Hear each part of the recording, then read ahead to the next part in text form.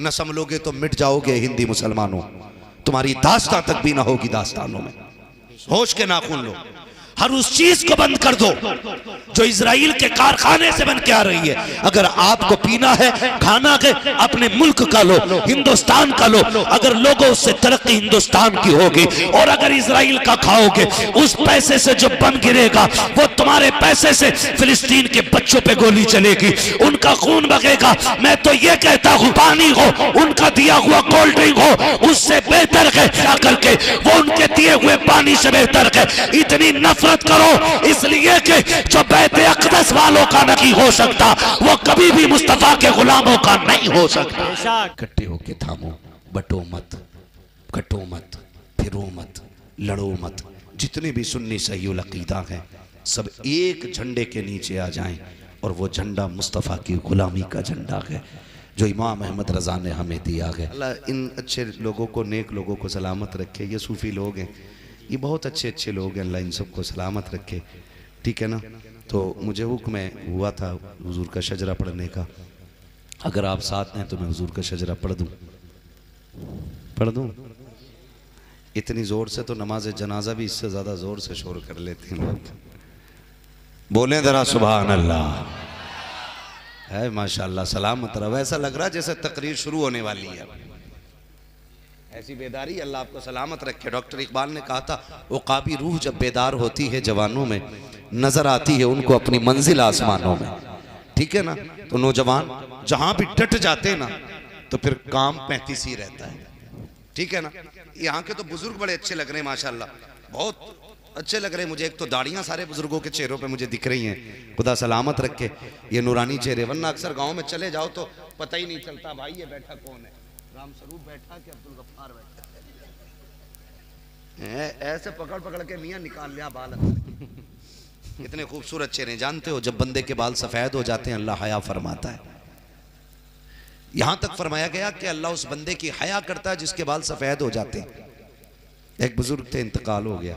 इंतकाल से पहले अपने बच्चों से कहा था कि मेरे बाल अगर मरने से पहले सफेद ना होना तो आटा लगा के सफेद कर देना।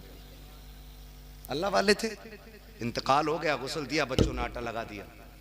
किसी ने ख्वाब में देखा जन्नत में टहल रहे, पूछा कैसे बख्शे गए। उन्होंने कहा रब की बारगाह में हाजिरी हुई। अल्लाह ने फरमाया आटा क्यों लगाया। मैंने कहा मालिक फरमान है तेरे महबूब का, जब बंदे के बाल सफेद होते हैं ना तो अल्लाह हया फरमाता है। वहाँ कोई कैद नहीं थी उम्र की वजह से हूँ कि आटे से हूँ। मालिक उम्र से नहीं हुए, मैं आटे से सफेद कर लाया मालिक ताकि तेरा करम मिल जाए। रब ने फरमाया फरिश्तों इसे जन्नत दे दो, मैंने इसको इसी के बदले में जन्नत बख्श दी है। तो अगर बाल सफेद हो रहे हैं ना तो फिर इन्हें बचा के रखें, सजा के रखें। जब ये चेहरे पे दाढ़ी होती है ना और फिर बंदा कफन में लेटा होता है, कसम खुदा की दूल्हा से ज्यादा खूबसूरत लगता है। बेशक असल दूल्हा ही वो है, असल दूल्हा ही वो है जो कब्र के लिए तैयारी है। असल तैयारी वो है। ऐसी सजा लो, फरिश्ते कफन हटाएं, ढक दें। दूसरा पूछे हिसाब नहीं लेना, क्या करोगे।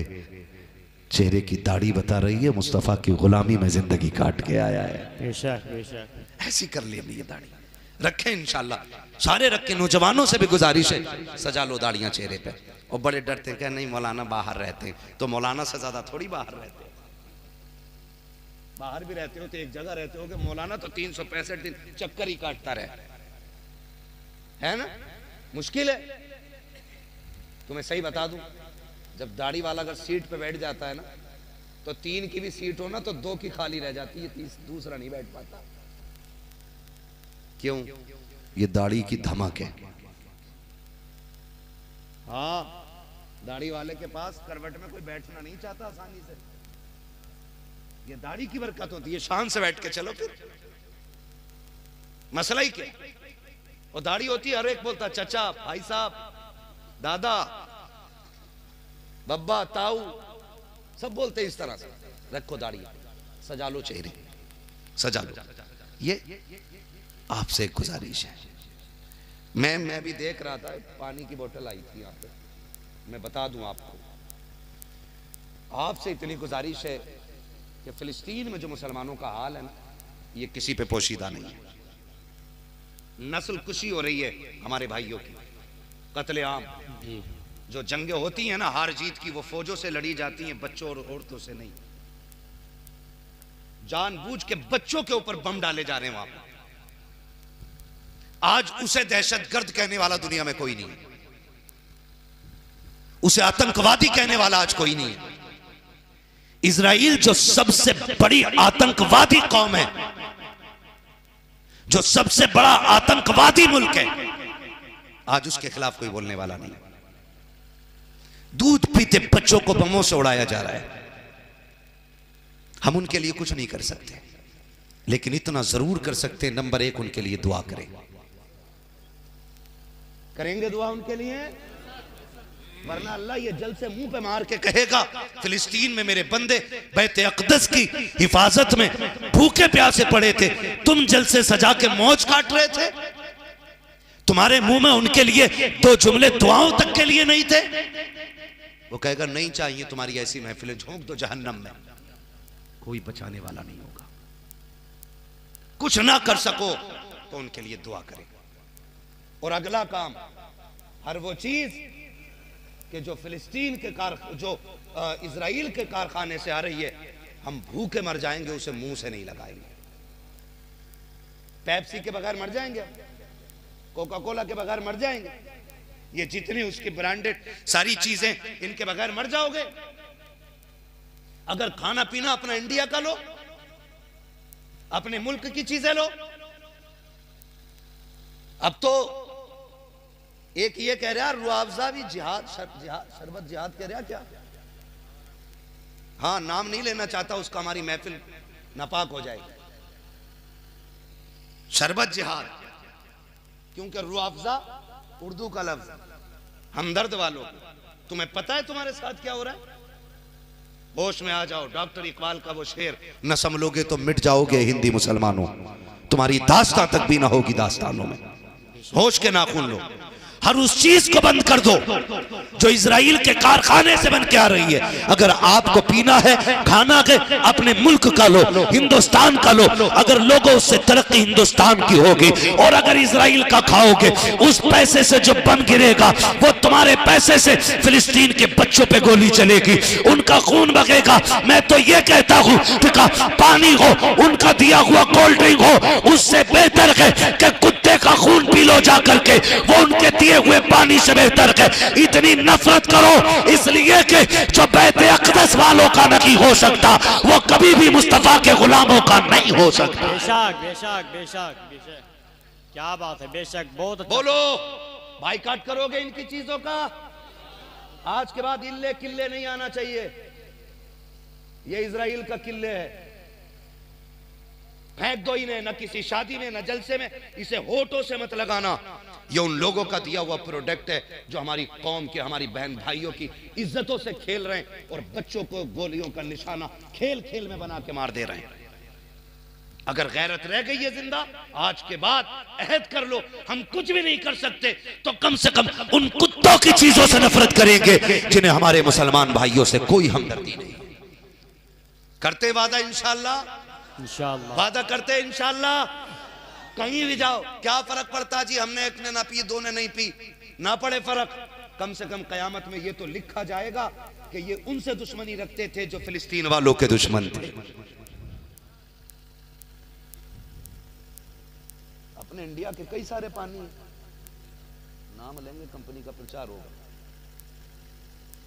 खाली बस उनको हटा दो जो इजराइल के नहीं, जो इजराइल के बस उनको हटा दिया जाए, ठीक है ना? मैं आपको बता दूं, इसलिए ये बिल्कुल बैन कर दो। बिस्लेरी मेरे ख्याल से इनकी नहीं है, वो आप यूज कर सकते हो। अगर आपको अगर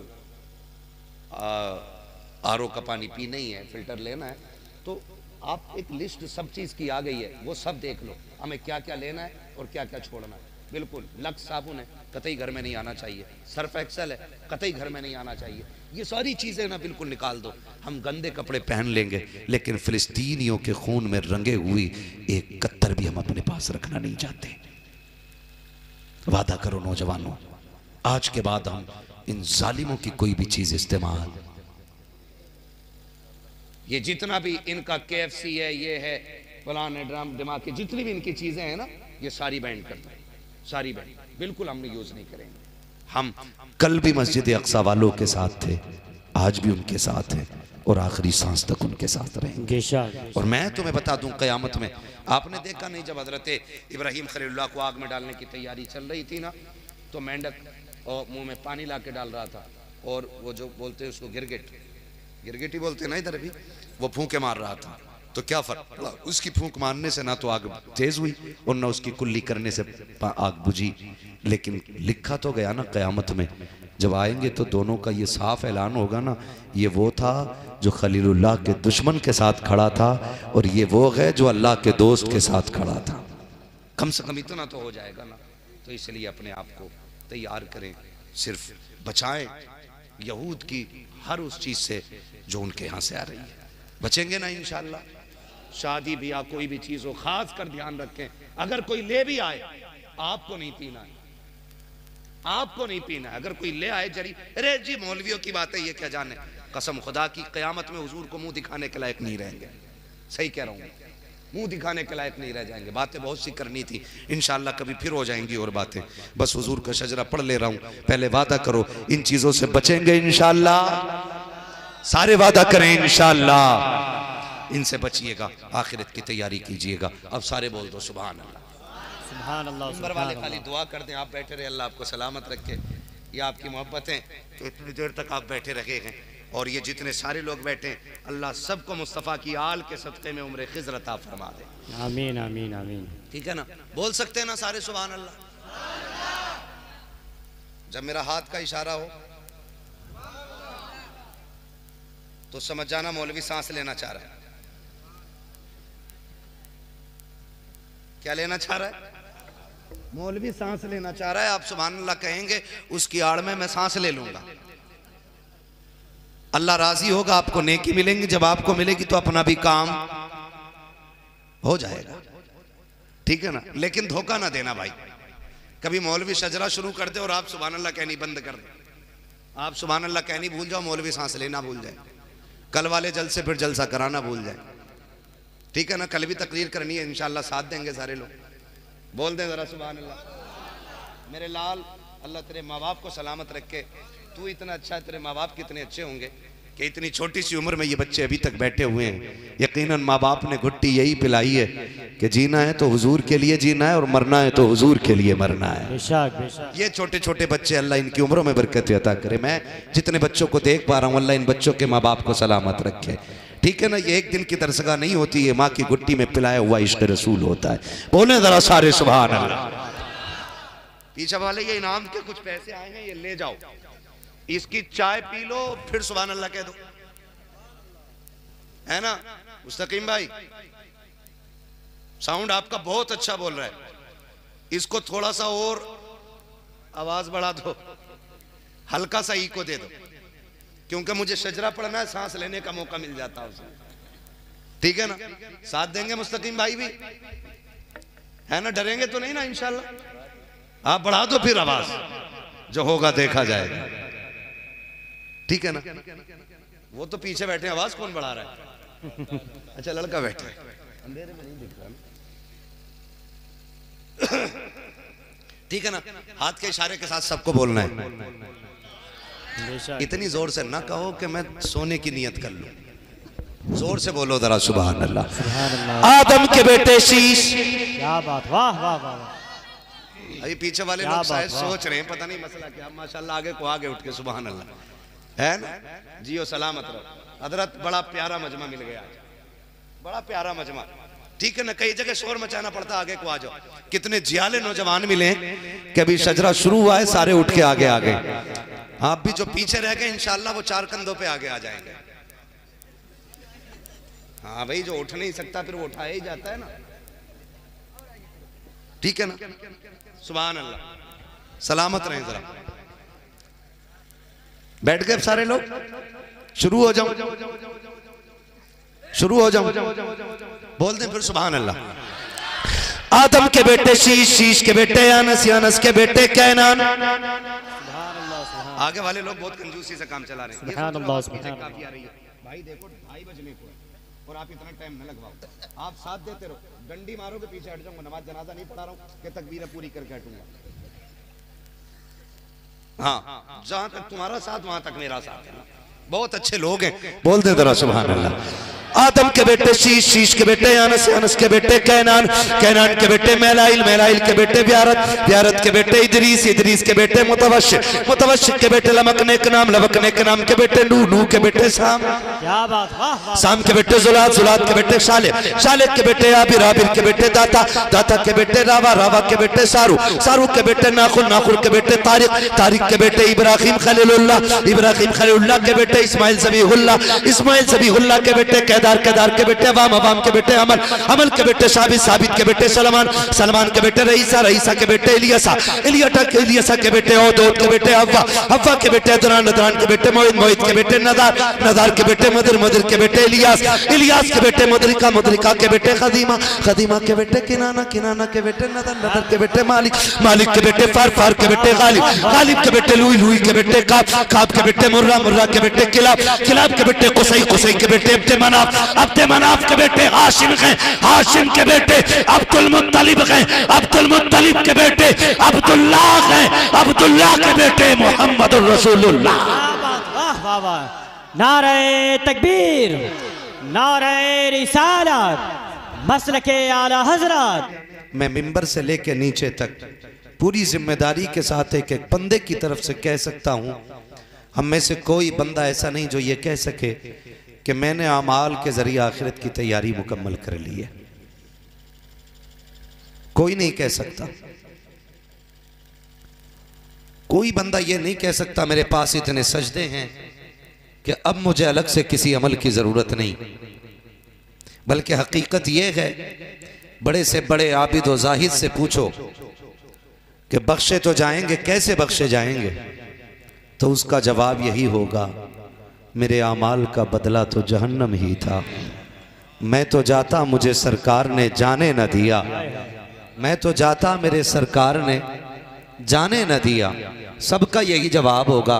और हजरत मैं देख रहा हूँ बच्चे भी ऐसी बैठे हैं जैसे जवान बैठे हुए हैं और सबकी आंखें खुली हुई हैं। इस वक्त में बच्चों को तो कम से कम सो जाना चाहिए था, लेकिन इन बैठने वाले बच्चों से भी अगर हम ये पूछें क्यों बैठे हो, तो बच्चे भी यही कहेंगे, एक आस है, एक उम्मीद है, एक लगन है, एक दुआ है, एक तमन्ना है।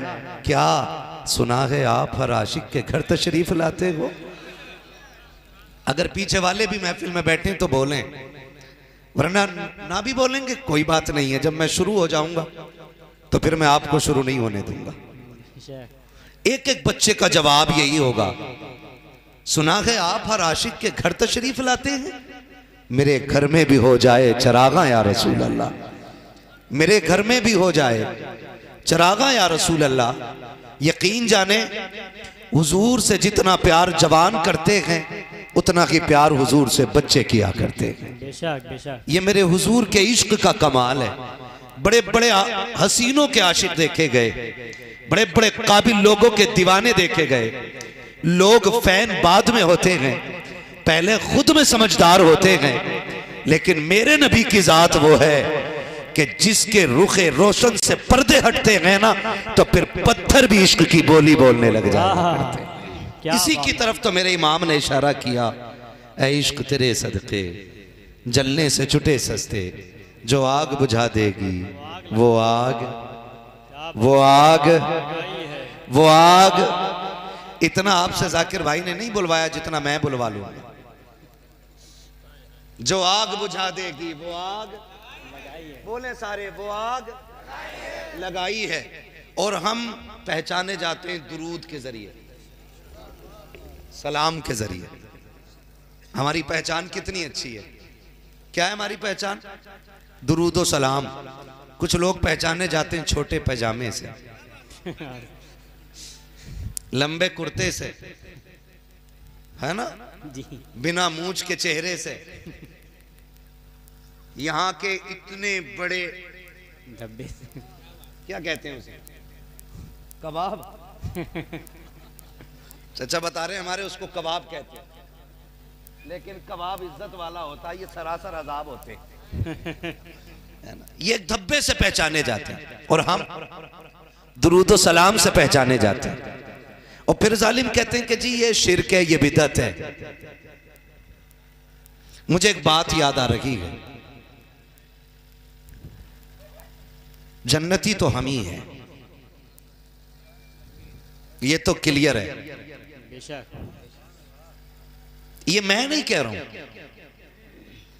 ये बरेली के अहमद रजा नहीं कह रहे हैं, ये फैसला इमाम ज़ैनुल आबिदीन के बेटे ने कर दिया है। क्या बात।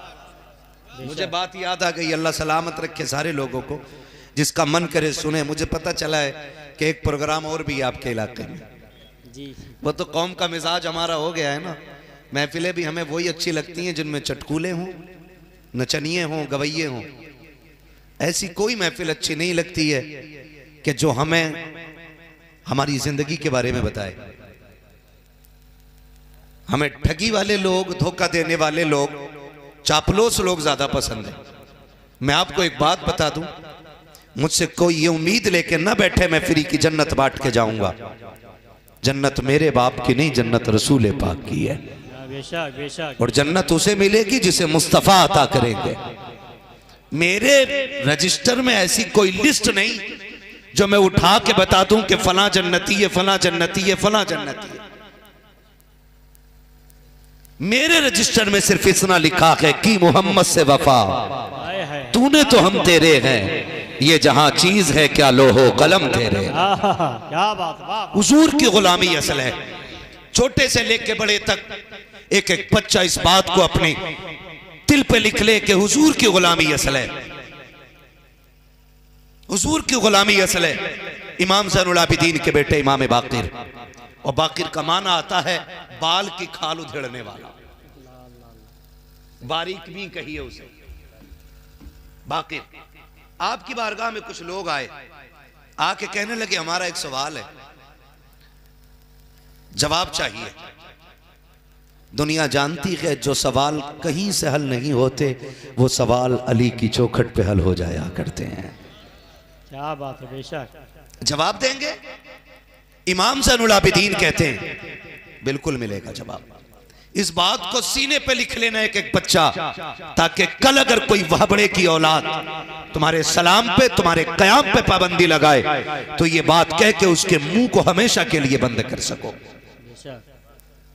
ये याद कर लीजिए, अक्सर हमारे नौजवान बाहर रहते हैं, मुंबई, दुबई, कोयत।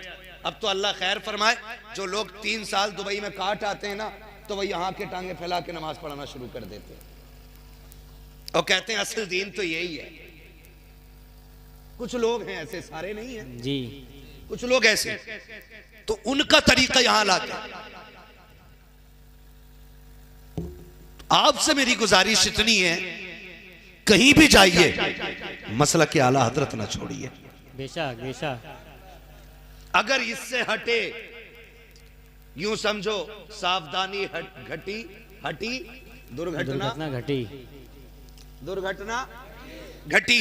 वहां से आके टांगे फैला के कह रहा नहीं नहीं असल दीन तो ये काबे में भी ऐसी नमाज होती है, मस्जिद नबी में भी ऐसा देखा है, हरम में पढ़ने वाले को ऐसा देखा है। मैंने कहा तो इसमें कौन से कमाल की बात है? अगर हरम में इब्लीस पहुंच जाए तो क्या वो इंसान बन जाएगा? मुझे बता तो सकी। एक दौर काबे ने ऐसा भी तो देखा था कि वहां पे 365 बुत रखे हुए थे, तब क्या कहोगे? क्या वो बुतों को रखने वाले भी सही थे या बुत भी सही थे? याद रखिएगा, चाबी किसी के भी पास पहुंच जाए वो हक पे नहीं होगा, हक पे वही होगा जिसका दीन वो होगा जो दीन अबू बकर सिद्दीक ने सिखाया है, जो उमर ने दिया है, जो उस्मान गनी ने दिया है, जो हैदर कर्रार ने दिया है। जन्नत में वही जाएगा जिसका ये नारा होगा, तुम्हें जाना तुम्हें माना, ना रखा गैर से काम, लिल्लाहिल हम्द में दुनिया से मुसलमान। क्या बात है। नारे तकबीर, नारे रिसालत, मसलके आला हजरत,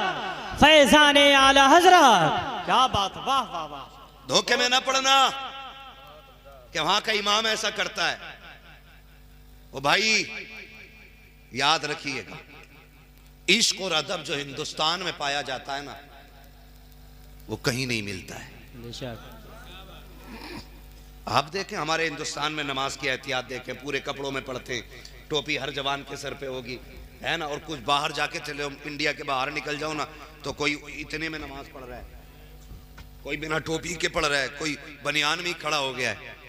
हाँ, और ये कौम तो वो ऐसी है, वो जो जमातें लिए फिरते हैं ना। कौन सी जमात बोलते हैं इधर, हैं? गौरैया, क्या बात है, नए नए नाम सुनने मिलने मौलाना।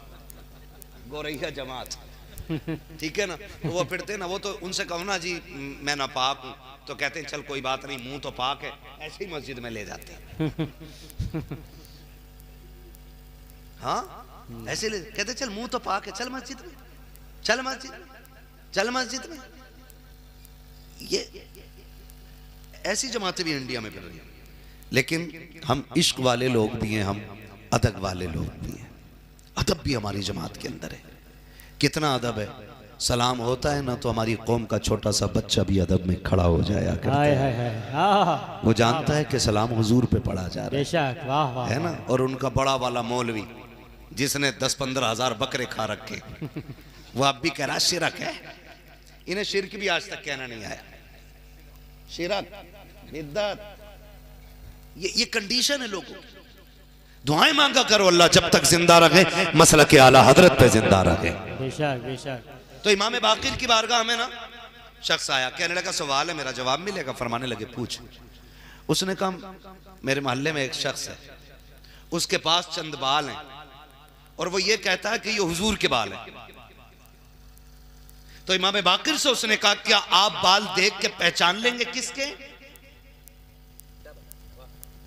बता देंगे क्या वो हुजूर के हैं कि नहीं? कितना मुश्किल सवाल था। मैं अपने बाल तोड़ूं, इनके तोड़ूं, इनके तोड़ूं, 4, 5, 8, 10 लोगों के बाल इकट्ठे करके आपको दे दूं, मैं कहूं पहचानो कौन सा बाल किसका है? पहचान लेंगे हम लोग? बोले बोले, बात समझ में आ रही है? तो पहचान सकते हम लोग? नहीं पहचान सकते ना। सवाल मुश्किल था। इमाम बाकिर कहते जा लेके आ। वो गया और पूरे डिब्बी उठा लाया। इमाम बाकिर के पास लाके हुजूर ये हैं, इनमें बताइए कौन से बाल हुजूर के हैं और कौन से नहीं हैं। इतना समझ गए ना। आपने कहा लाइए, आपने वो डिब्बी ली, सारे बालों को निकाला और निकालने के बाद डिब्बी के ऊपर रख दिया और फरमाने लगे अब सारे लोग खड़े हो जाए। सारे लोग खड़े हो गए। हुजूर अब क्या करना? कहा मेरे नाना पे सलाम पढ़ना शुरू कर दिया जाए। क्या बात। ये रोकते हैं मस्जिदों में सलाम पढ़ने और कहते कहां लिखा जी खड़े होकर पढ़ना चाहिए? तो ये कहां लिखा के लेट के पढ़ना चाहिए? भाई ये भी बताओ ना, ये कहां लिखा के लेट के पढ़ो, बैठ के पढ़ो? पढ़ो जागे जैसे पढ़ो। ये हमारा अदब है कि हम खड़े होकर पढ़ते हैं। इमाम ज़ैनुल आबिदीन ने सारे दरबारियों को खड़ा किया कि सारे खड़े हो जाएं। सारे खड़े हो जाते हैं। अब हुजूर की बारगाह में सलाम पढ़ा जा रहा है। जब सलाम पढ़ा जाने लगा ना, तो जो बाल हुजूर के थे ना, उनमें वो बाल हरकत करने लग जाते हैं। हरकत किए तो जितने बाल हुजूर के थे वो सलाम के साथ साथ सीधे खड़े हो जाते हैं। सीधे खड़े हो गए, सलाम होता रहा, बाल खड़े भी रखे, झूमते भी रखे। आपने 5 बाल साथ में से लिए और लेने के बाद आपने चूमा, आंखों से लगाया और मुट्ठी में बंद करके कहा ये बाल मेरे नाना मुस्तफा के हैं, इनको लेकर के चला जा। और ये जो 2 बाल पड़े रह गए हैं ये मेरे नाना के नकीक है। कहा अगर वो पूछेंगे पता कैसे चला कि मुस्तफा के कौन से थे और कौन से नकीक है, तो क्या जवाब दूंगा? तो इमाम बाकिर ने कहा था साफ कह देना जो सलाम सुन करके खड़े हो गए थे वो मुस्तफा के कहलाए थे और जो पड़े रह गए थे वो मुस्तफा के नहीं कहलाए। क्या बात, वाह वाह वाह वाह, क्या बात, माशाअल्लाह, वाह वाह वाह वाह। अब ये फैसला नुक्ता पेश किया माशाअल्लाह। क़यामत तक अब जो सलाम सुन के खड़ा हो जाएगा वो मुस्तफा का कहलाएगा। बेशक बेशक। एहसान मानो आला हजरत का, उन्होंने हमें सिखाया सलाम पढ़ना, उन्होंने हमें सलाम पढ़ना सिखाया। आवाज आती है बरेली से, एक मेरा ही रहमत में दावा नहीं, शाह की सारी उम्मत पे लाखों सलाम। वाह वाह। शाह की सारी उम्मत पे लाखों सलाम। तो उम्मत भी वफादार है, गद्दार नहीं है। फिर आज हर मस्जिद से फजर बाद आवाज आती है, डालती कल्ब में अजमत मुस्तफ़ा सैयदी आला हजरत पे बोले पीछे वाले भी, सैयदी आला हजरत पे लाखों सलाम। आज कौम आला हजरत पे सलाम पढ़ रही है, तो शुक्र है रब ने हमें सुन्नी बरेलवी बनाया, बेशक बेशक टनाटन सुन्नी रज़वी बनाया अल्लाह ने हमें। बेशक हमारे अकीदों की हिफाजत सैयदी सरकार आला हजरत ने फरमाई है, और आला हजरत के जरिए हमने ना बुजुर्गों का एहतराम सीखा है। आज ना फैदान शुएबुल औलिया कॉन्फ्रेंस जी जी में ये इन बुजुर्गों की अगर अजमतें हमारे दिलों में आई है ना, तो ये सारी सिखाने वाली इमाम अहमद रजा की जात है। हमें बुजुर्गों का एहतराम सिखाया है, हमें बुजुर्गों की कदर सिखाई है, हमें बुजुर्गों से प्यार करना सिखाया है। ये हमारा मुकद्दर है कि अल्लाह ने हमारे हिस्से में बुजुर्गों का प्यार रखा है, प्यार रखा है। वरना ऐसे लोग भी हैं जो कहते थे कब्रें मिटा देनी चाहिए, ऐसी भी जमात है, कब्रें मिटा देनी चाहिए। हमारा दीन हमें कब्रें मिटाने का हुक्म नहीं देता, कब्रों के निशान बचाने का हुक्म देता है। बेशक बेशक कब्रों के निशानात बचाने का हुक्म देता हमारा दीन हमें, हमारा इस्लाम। तो शुक्र है हम ऐसी फितना परवर जमातों से बचे हुए लोग हैं, बचे हुए लोग हैं। हम बुजुर्गों के मानने वाले लोग हैं, बुजुर्गों के मानने वाले लोग हैं। बस एक बात आपसे कह लूं, ये बात तो क्लियर है ना कि हम सारे पक्के रज़वी लोग बैठे हुए हैं, है ना जी? बेशक पता लग बेशक जाए, मैं एक नारा लगा दूं ताकि अंदाजा हो जाए कितने सुन्नी बैठे हुए हैं। लगा लूं एक नारा, जवाब मिल जाएगा। इश्क मोहब्बत, इश्क मोहब्बत। आला हजरत बुलंद आवाज़। वाह खिचड़ी भी है कि भाई कुछ हाथ नहीं उठे यार, अल्लाह खैर करे, पोलियो तो नहीं है। मैंने ये नारा इसलिए लगाया ताकि पता लगे कितने पक्के रज़वी लोग बैठे हुए हैं। इश्क मोहब्बत, इश्क मोहब्बत, इश्क मोहब्बत, इश्क मोहब्बत। आला हजरत सलामत रहे सारे सुन्नी बैठे हुए हैं। जिंदाबाद। अब सुन्नियों से चंद बातें कर लूं, बर्दाश्त कर लेंगे ना? सुन्नियों से भी थोड़ी सी गुजारिश, थोड़ी सी बर्दाश्त कीजिएगा, बातें थोड़ी कड़वी होंगी। अब मैं आईना हूं, दिखाऊंगा दाग चेहरे के, जिसे खराब लगे सामने से हट जाए। बातें कड़वी हैं, लेकिन याद रखिए दवा जितनी ज्यादा कड़वी होती है फायदा उतना ज्यादा होता है, फायदा उतना। और जो बच्चे कड़वी दवा नहीं खाते हैं फिर उनके डायरेक्ट इंजेक्शन लगा करता है। अल्लाह करे गोली और खुराक से बंदे ठीक हो जाए, ठीक है ना? हम सारे सुन्नी लोग हैं, सुन्नी सहीउल अकीदा लोग हैं। बेशक बुजुर्गों से प्यार हमारी पहचान है, लेकिन इस प्यार में थोड़ी सी गड़बड़ी हो गई है। आगे नूरानी भाई सलामत रखे। मेजबान अक्सर जो है ना परेशानी रहती है, तवज्जो है ना?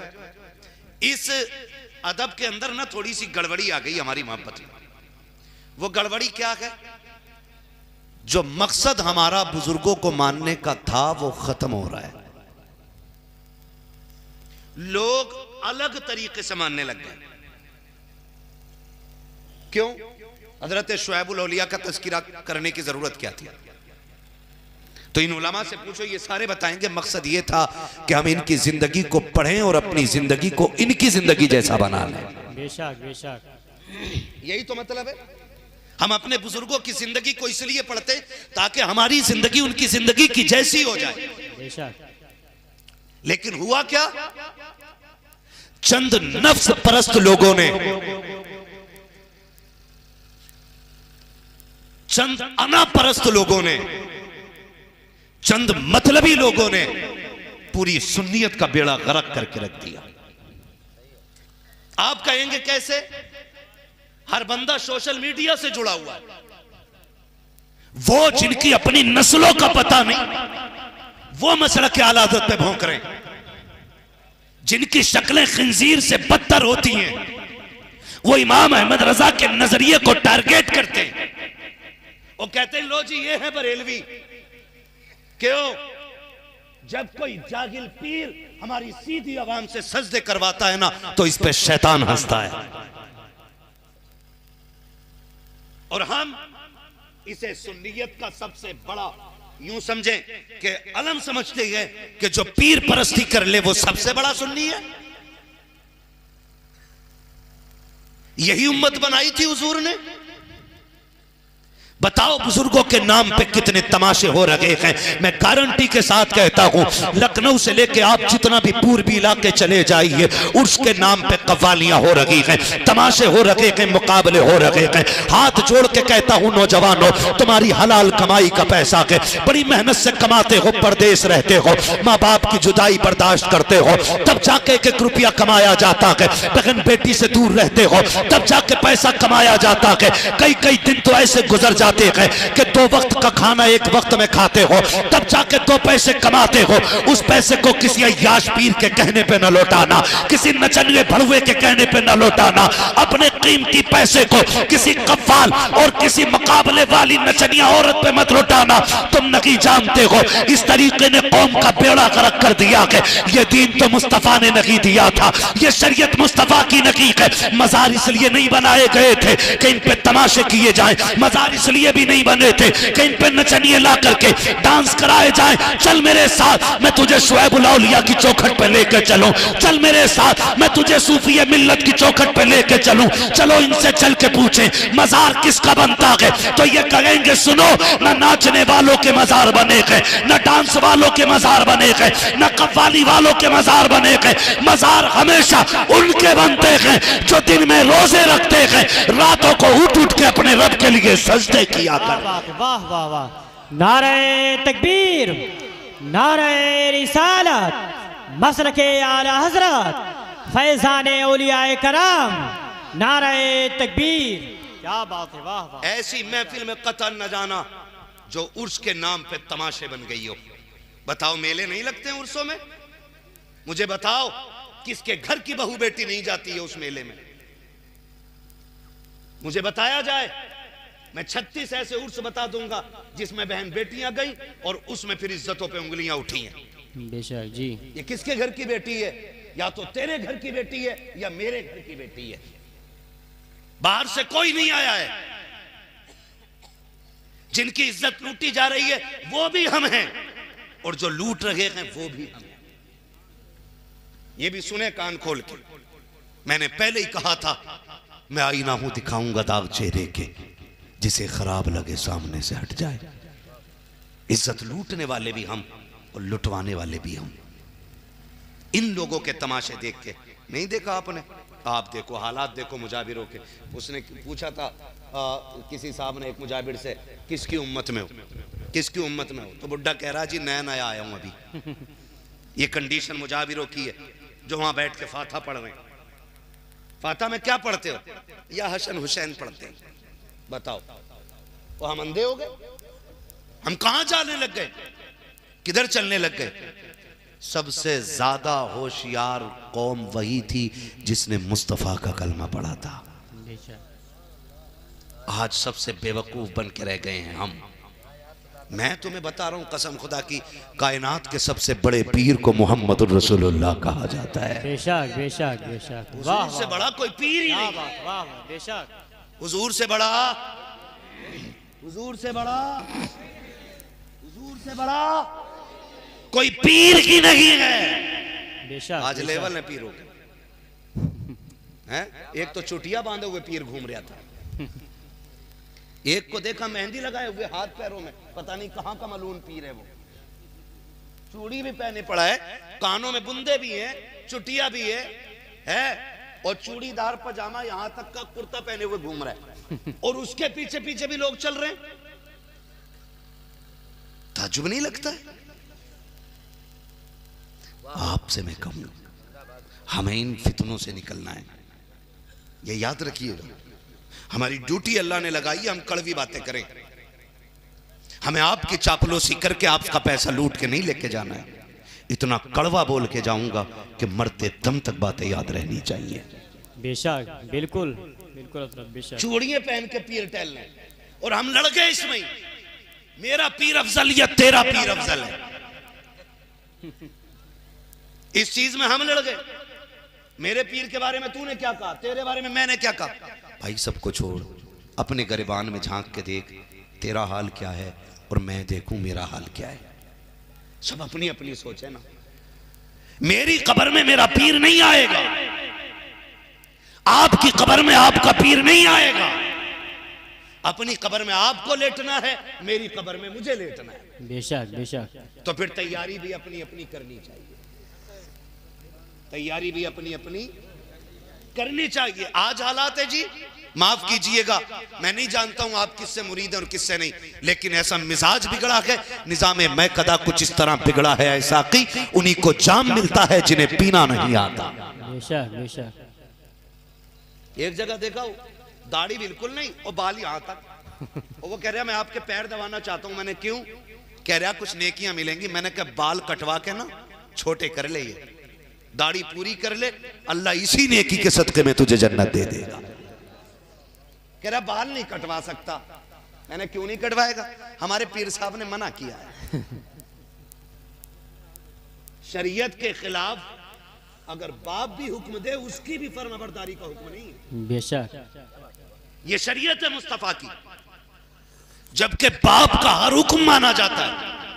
लेकिन अगर शरीयत के खिलाफ बाप कोई हुक्म दे, माँ कोई हुक्म दे, तो उसमें माँ बाप की भी फर्माबरदारी नहीं, तो ऐसे पीर की क्या फर्माबरदारी करनी है जो शरीयत के खिलाफ बाल रखने का हुक्म देता है, शरीयत के खिलाफ तरीके इख्तियार करने का हुक्म देता है। माफ कीजिए, हमने एक पीर को पढ़ा है, दुनिया उस पीर को मुफ्ती आजम आलम इस्लाम कहती है, उस पीर को मुफ्ती आजम कहा जाता है, लेकिन उसके तकवे का आलम यह था, पूरी जिंदगी उसकी कभी मुस्तफा की सुन्नत कज़ा नहीं हुई थी। मुफ्ती आजम उस जात को कहा जाता है जो चलता था तो अताए मुस्तफा का पैकर बन के चलता था, जो बोलता था तो सुन्नत मुस्तफा के दायरे में बोलता था, और फिर फख्र से कहता था, ओ लोगों मेरे इश्क के बारे में पूछते हो तो सुनो, खुदा एक पर हो तो एक पर मोहम्मद, अगर कल्ब अपना तो पारा कर। वाह वाह वाह वाह वाह वाह वाह, जिंदाबाद जिंदाबाद, वाह मुफ्ती साहब किबला वाह।